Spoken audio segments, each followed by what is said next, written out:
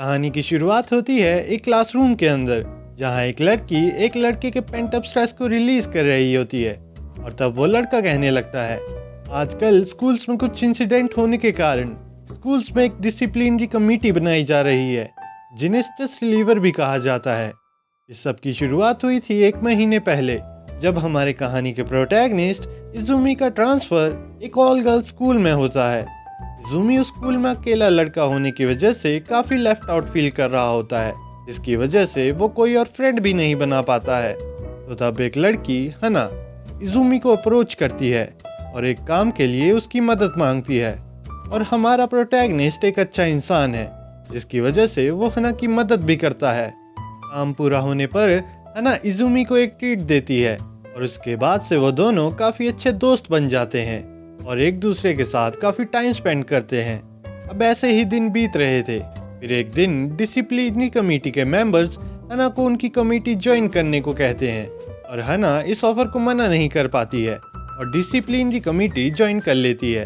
अगले दिन हना इज़ुमी से कहती है कि इज़ुमी कुन, क्या तुम अभी फ्री हो? तो क्या तुम 10 मिनट बाद मल्टीपर्पस रूम में आ सकते हो? और ये कहकर हना वहाँ से चली जाती है। अब 10 मिनट बाद इज़ुमी मल्टीपर्पस रूम के बाहर पहुंच जाता है और जब वो डोर खोलता है तो वो अंदर हना को एक एक्स्ट्रा ऑर्डिनरी आउटफिट में देखता है। पहले तो इज़ुमी को अपनी आंखों पर यकीन नहीं होता है, तो वो एक बार फिर डोर बंद करके खोलता है और इस बार हना उसे अंदर खींच लेती है। तो इज़ुमी उससे पूछता है कि वो ये सब क्या कर रही है। तो हना कहती है कि शायद तुम्हें अपना पेंट अप स्ट्रेस रिलीज करना हो, इसलिए मैंने सोचा कि क्यों ना मैं तुम्हारी कुछ मदद कर दूं। और ये कहने के बाद हना इज़ुमी का स्ट्रेस दूर करने लग जाती है और एक ही बार में उसका सारा स्ट्रेस दूर कर देती है। स्ट्रेस रिलीफ के बाद हना इज़ुमी से कहती है कि तुम्हें अब से हर रोज यहाँ आकर अपना स्ट्रेस दूर करवाना होगा। इस कल्चरल एक्टिविटी के बाद हना भी थोड़ा स्ट्रेस्ड फील कर रही होती है, जिसकी वजह से वो अकेले ही अपना स्ट्रेस दूर करने लग जाती है। अब अगले दिन इज़ुमी वापस से अपना स्ट्रेस दूर करवाने के लिए आता है, पर इस बार हना खुद को और कंट्रोल नहीं कर पाती है और इज़ुमी के स्ट्रेस को एक अच्छी मसाज दे देती है। इस बढ़िया मसाज के बाद इज़ुमी भी खुद को कंट्रोल नहीं कर पाता है और वो हना के साथ वर्कआउट सेशन की शुरुआत कर देता है।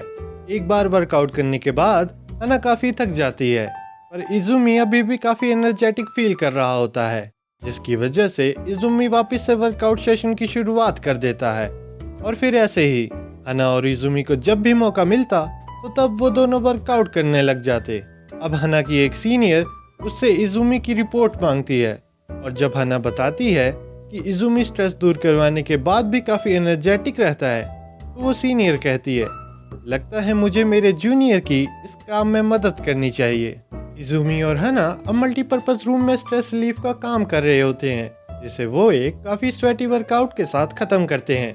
पूरा दिन स्ट्रेस रिलीफ का काम करने की वजह से हना काफी थक जाती है, जिसकी वजह से उसे हैप्पीनेस फ्लू हो जाता है और फिर वो अगले दिन स्कूल नहीं आती है।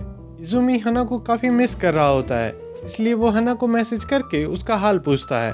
इज़ुमी की इस लोनली फीलिंग को दूर करने के लिए हना इज़ुमी को अपनी एक पिक भेजती है ताकि इज़ुमी अपने स्ट्रेस को रिलीव कर सके। इज़ुमी अभी स्ट्रेस रिलीफ के बारे में सोच ही रहा होता है, तभी वहाँ पर उसकी एक सीनियर आ जाती है।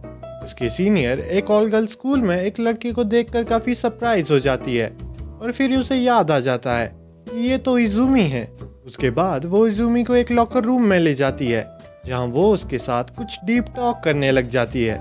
इज़ुमी तब उससे लॉकर रूम में आने की वजह पूछता है तो उसकी सीनियर कहने लगती है, मेरा नाम कितामुरा चिका है, मैं पिछले 2 सालों से टेनिस क्लब की कैप्टन हूँ और मैंने तुम्हें और हना को मल्टीपर्पज रूम के साथ साथ और कई सारी जगह पर वर्कआउट करते हुए देखा है, तो मैं सोच रही थी कि शायद तुम मेरी कोई मदद कर सको। इज़ुमी सबको सुनकर काफी डर जाता है। उसे लगता है कि चिका उसे इसके लिए ब्लैकमेल करेगी, पर चिका का प्लान तो कुछ और ही होता है। चिका तब इज़ुमी से कहने लगती है कि टेनिस क्लब की एक्टिविटीज करने की वजह से वो काफी स्ट्रेस्ड फील कर रही है, तो क्या इज़ुमी उसके स्ट्रेस रिलीव करने में मदद नहीं करेगा? और ये सुनते ही इज़ुमी स्ट्रेस रिलीफ के लिए बिल्कुल तैयार हो जाता है और अपने सीक्रेट वेपन के साथ वर्कआउट की तैयारी में लग जाता है। जब चिका वर्कआउट के लिए बिल्कुल तैयार होती है तो इज़ुमी एक ही बार में वर्कआउट सेशन की शुरुआत कर देता है। इजुमी और चिका अपनी फुल एनर्जी के साथ स्ट्रेस रिलीफ के काम में लग जाते हैं, जिसकी वजह से वो स्कूल टाइम के बाद भी स्ट्रेस रिलीफ सेशन को कंटिन्यू करते हैं। अगले दिन हना बिल्कुल फिट होकर वापस स्कूल आ जाती है और वर्कआउट के लिए बिल्कुल तैयार होती है। इजुमी और हना अभी वर्कआउट सेशन की शुरुआत ही करने वाले होते हैं, तभी वहाँ पर चिका आ जाती है और उनसे कहती है कि आज से स्ट्रेस रिलीफ का काम हम तीनों मिलकर करेंगे। इजुमी और हना चिका के इस डिसीजन से काफ़ी सरप्राइज होते हैं और एक बार वर्कआउट शुरू करने के बाद उन्हें काफ़ी मज़ा आता है, जिसकी वजह से वो तीनों स्ट्रेस रिलीफ के काम को नहीं रोकते हैं और स्ट्रेस रिलीफ के काम में लगे रहते हैं। इतना ज़्यादा वर्कआउट करने के बाद इजुमी थकान के मारे बेहोश हो जाता है, क्योंकि उसकी सारी एनर्जी वर्कआउट करते हुए ख़त्म हो जाती है। इजुमी जब वापस होश में आता है तो तब वो हना और चिका को उसके लिए काफ़ी परेशान देखता है। और एक पावर नैप के बाद इजुमी फिर से वर्कआउट सेशन के लिए बिल्कुल तैयार होता है। तो आज का रिकैप यहीं ख़त्म होता है।